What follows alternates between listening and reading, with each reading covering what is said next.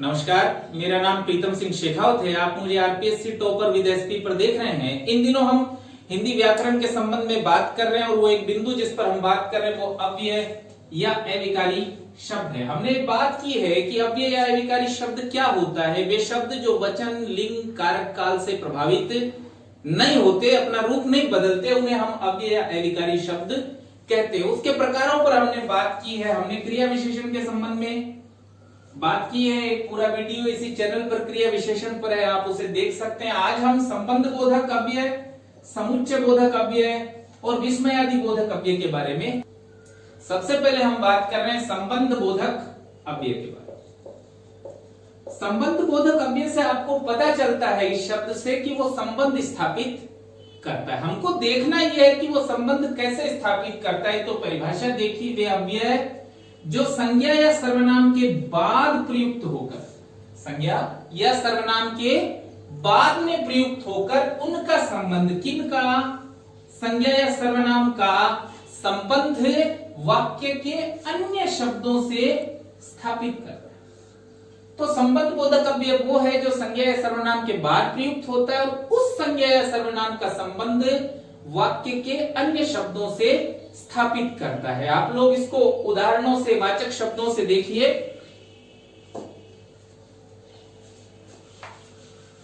कुछ वाचक शब्द इसके देखिए,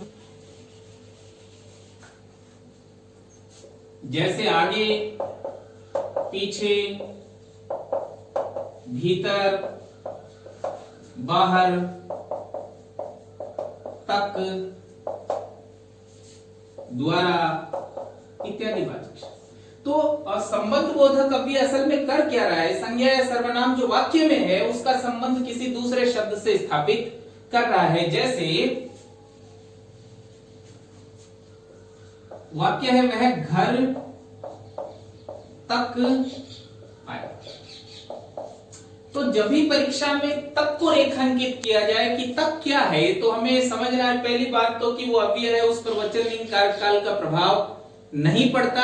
और वो यहां कर क्या रहा है कि घर का संबंध आया से स्थापित कर रहा है। जबकि वो संबंध स्थापित करता है उसे संबंधवाचक अव्यय कहा जाता है। दूसरा उदाहरण देखिए आप लोग। अच्छा, ये वाचक शब्द जो हैं, आप जिस व्याकरण की किताब से पढ़ रहे कक्षा 9, 10, 11, 12 की, खूब सारे वाचक शब्द दिए हुए हैं, लेकिन आप दूसरे टेस्ट पेपर से गुजरिए और इस तरह के जो वाक्य हैं उनको प्रैक्टिस करिए। खाली वाचक शब्द याद करना बिल्कुल गलत तरीका होगा इसे पढ़ने का। वाचक शब्दों को देखिए और वाक्यों को देखिए। तो देखिए आप लोग, दूसरा, उसने तार के द्वारा सूचना दी।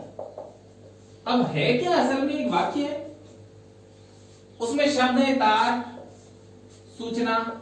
इन दोनों का आपस में संबंध किससे स्थापित हो रहा है, के द्वारा से स्थापित हो रहा है। जबकि वो संबंध स्थापित करने का काम कर रहा है तो उसे हम संबंध बोधक अव्यय कहते हैं। वो आपस में उनका संबंध बना रहा है, इस तरह संबंध बोधक अव्यय होता है। दूसरे तरह का अव्यय हम देख रहे हैं समुच्चय बोधक अव्यय। के बीच बहुत बारीक पंक्ति है, इसको ठीक से समझिएगा कि वो संबंध बनाता है तब उसको हम संबंध बोधक कहते हैं। और समुच्चय का क्या मतलब है, जोड़ना। वो संबंध समुच्चय बनाता है, उनको जोड़ता है। ये संबंध बनाता है, ये जोड़ता है। इसको आप उदाहरण से अलग अलग करिए। देखिए, वे अव्यय जो वाक्य को वाक्य से किस किस का समुच्चय बनाता है, दो वाक्यों का समुच्चय बनाता है, यानी वाक्य को वाक्य से जोड़ता है और वाक्य से उपवाक्य को जोड़ता है। इस तरह के अव्यय को हम समुच्चय बोधक अव्यय कहते हैं। तो समुच्चय बोधक अव्यय करता क्या है, वाक्य को वाक्य से जोड़ सकता है, वाक्य से उपवाक्य को जोड़ सकता है, और ये दो प्रकार का होता है। तो देखिए, एक तरह का समुच्चय बोधक अव्यय होता है समानाधिकरण अव्यय। दूसरे तरह का समुच्चय बोधक होता है व्याधिकरण अव्यय। इन दोनों को हमको अलग अलग समझना है। तो देखिए,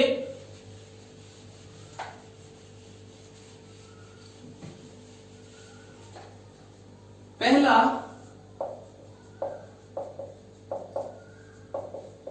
समानाधिकरण अव्यय। तो समानाधिकरण अव्यय असल में है क्या? समुच्चय बोधक अव्यय का एक प्रकार है। क्या करता है समानाधिकरण अव्यय? दो वाक्यों को जोड़ता है। दो वाक्यों को वो जोड़ता है, उसके लिए बहुत सारे वाचक शब्द आपकी पुस्तक में दिए हुए हैं। कक्षा 9, 10, 11, 12 के लिए जो पुस्तक चल रही है, बहुत सारे वाचक शब्द देख रहे हैं, देखिए उनमें और, तथा, लेकिन,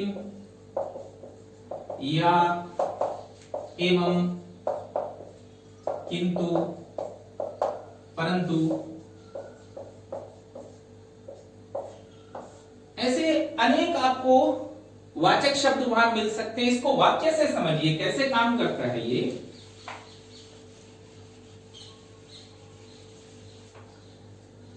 देखिए,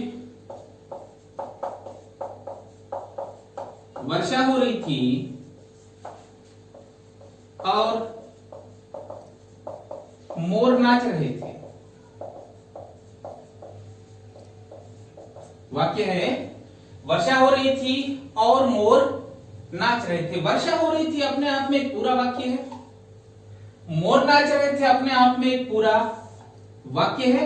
ये दोनों एक दूसरे पर अर्थ के लिए निर्भर नहीं करते हैं, अपने आप में एक वाक्य है, वाक्यांश नहीं है, उपवाक्य नहीं है, अपने पूरे वाक्य हैं, अपना अर्थ स्वयं दे रहे हैं। उन दोनों को जोड़ने के लिए प्रयोग किया गया है। और तो ये और क्या है? समानाधिकरण अव्यय है। समानाधिकरण क्यों कह रहे हैं इसको? समानाधिकार वाले दो वाक्यों को ये जोड़ता है। और सेंटेंस देखिए आप लोग,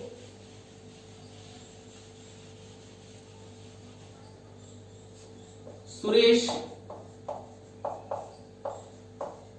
पढ़ता है किंतु रमेश सोता है। अब देखिए एक वाक्य है, सुरेश पढ़ता है किंतु रमेश सोता है। सुरेश पढ़ता है अपने आप में एक वाक्य है, रमेश सोता है अपने आप में एक वाक्य है। दोनों अर्थ के लिए एक दूसरे पर निर्भर नहीं करते हैं और इनके मध्य इनको जो जोड़ रहा है, जो समुच्चय बना रहा है, वो शब्द है किंतु। क्योंकि वो दो वाक्यों को जोड़ रहा है, समान अधिकार के दो वाक्यों को जोड़ रहा है, इसलिए वो समानाधिकरण अव्यय है। रीट की परीक्षा में आमतौर पर जो प्रश्न आएंगे वो ये आएगा, अव्यय को पहचानिए, या इस शब्द को रेखांकित किया जाएगा, पूछा जाएगा ये क्या है। आपको जानना है कि ये और जो है अव्यय है, इस पर वचन लिंग कार्यकाल का प्रभाव नहीं पड़ता है। फिर पूछा जाएगा उसका किस तरह का वो प्रकार है, तो आपको जानना है कि ये समुच्चय बोधक है, समुच्चय बना रहा है भाई, इसलिए समुच्चय बोधक है। और दो वाक्यों को जोड़ रहा है, इसलिए वो समानाधिकरण अव्यय। दूसरा प्रकार देखिए,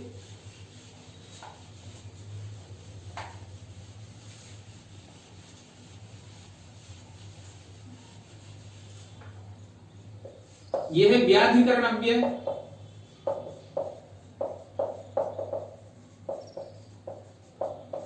व्याधिकरण अव्यय किसको जोड़ता है?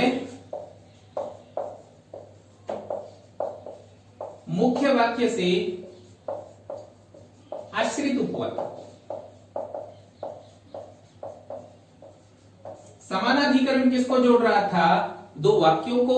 और व्याधिकरण किसको जोड़ रहा है? मुख्य वाक्य से आश्रित उपवाक्य को। उपवाक्य जिसे अंग्रेजी में क्लोज कहते हैं, जो किसी पर निर्भर करता है अपने अर्थ की पूर्णता के लिए, जिस पर निर्भर करता है वो मुख्य वाक्य होता है। जैसे शब्द देखिए, यदि, तो, कि, यद्यपि, तथापि। अच्छा, आमतौर पर विद्यार्थी जो गलती करते हैं वो ये है कि वो खाली वाचक शब्द याद करते हैं, रटते हैं, सोचते हैं ये काम करेगा। असल में व्याकरण की दुनिया में आपकी समझ काम करती है, क्योंकि हर बार उदाहरण बदल जाते हैं और आप सारे वाचक शब्द याद नहीं रख सकते। एक किताब में सारे वाचक शब्द लिखे भी नहीं जा सकते, क्योंकि ये प्रवाहमान भाषा है। वाक्य जो हम बोलते हैं उनमें कुछ अव्यय लिखे होते हैं परीक्षा में, तो आपको पहचानना होता है उसको। तो देखिए, यदि राजेश पढ़ता तो अवश्य उत्तीर्ण होता। अब देखिए, अवश्य उत्तीर्ण होता निर्भर करता है अपने अर्थ की पूर्णता के लिए यदि राजेश पढ़ता। तो ये जो निर्भरता को जोड़ रहे हैं मुख्य वाक्य से आश्रित उपवाक्य को जोड़ रहे हैं, इन अव्ययों को हम व्याधिकरण अव्यय कहते हैं। और उदाहरण देखिए, अच्छा वाक्य का तो हम पूरा एक प्रकरण पढ़ेंगे तो आप आश्रित और मुख्य वाक्य और अधिक अच्छे से समझ सकेंगे। अभी हम खाली अव्यय समझ रहे हैं, वो जोड़ने के लिए जो काम आ रहा है। देखिए,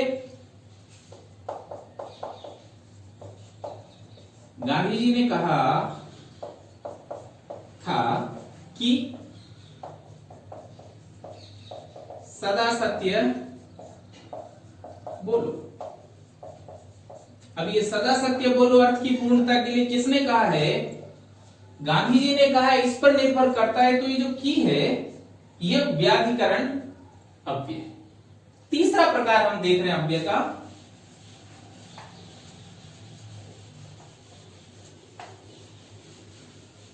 तीसरा प्रकार देखिए आप अव्यय का,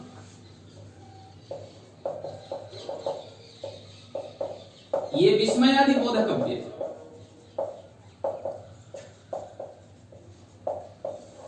विस्मयादि बोधक अव्यय कैसे कार्य करता है, कब होता है? विस्मय, हर्ष, दुख, घृणा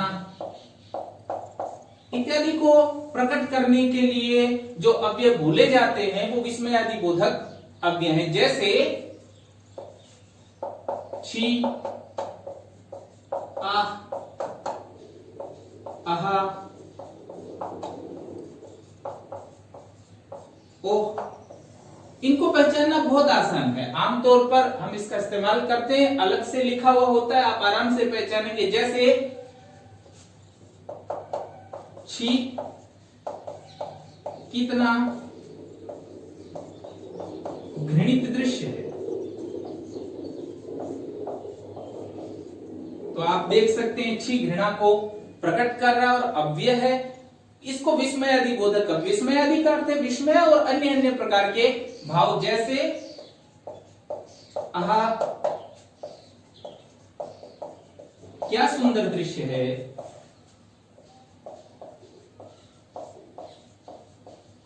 तो आहा क्या कर रहा है? आनंद को प्रकट कर रहा है। इस अव्यय को विस्मयादि बोधक अव्यय कहते हैं। तो हमने अव्यय के चारों प्रकार 2 वीडियोज के माध्यम से समझे हैं। मेरी बात सुनने के लिए आप सभी लोगों को धन्यवाद।